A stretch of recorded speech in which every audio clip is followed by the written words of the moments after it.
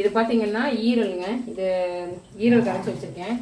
இதில் பார்த்தீங்கன்னா காய்கறி, அதாவது பருப்பு, சோயா பீன்ஸு, கேரட்டு, பீட்ரூட்டு, பூசணிக்காய் இதெல்லாம் கலந்து இதில் வச்சுருக்கேன்.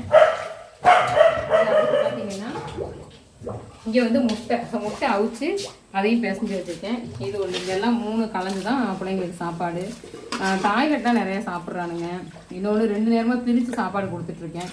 ஒரு நேரமாக நம்ம கொடுத்தாலும் அது சரி வர மாட்டேங்குது. சின்ன வாண்டிகள் நிறையா இருக்கானுங்களா, அவனுங்க கொடுக்கும்போது பெரிய பசங்களும் பார்த்துட்டு கிடக்குறானுங்க.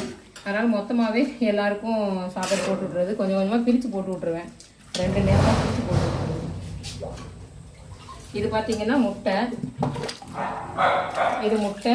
அது வந்து ஈரல் கறின்னா கறி, ஈரல் இருந்துச்சுன்னா ஈரல். இது பார்த்தீங்கன்னா ஈரல் நல்லா பிசைஞ்சு விட்டுருவேன். இந்த மேலாப்பில் ஒரு 2 வச்சுட்டு அந்த மாதிரிலாம் நான் கொடுக்க மாட்டேன். ஏன்னா பெரிய பசங்க எடுத்து சாப்பிட்ருவானுங்க. 4 பேராக டீமாக பிரிஞ்சு வருவானுங்க இல்லையா, முன்னாடி வரவனுங்க எல்லாத்தையும் எடுத்துட்டுருவாங்க. பின்னாடி வரவங்களுக்கு கிடைக்காது.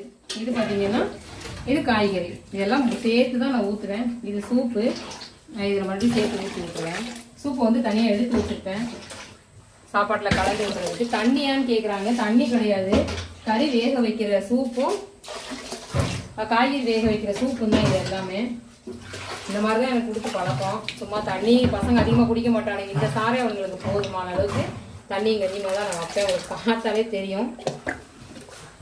இப்படி தான் இது இப்படி கொடுத்தா தான் கொஞ்சம் சாட்டிஸ்ஃபேக்ஷனாக இருக்குது. நிம்மதியாக தூங்குவானுங்க அவனுங்க வாட்டுக்கு. Okay, thank you.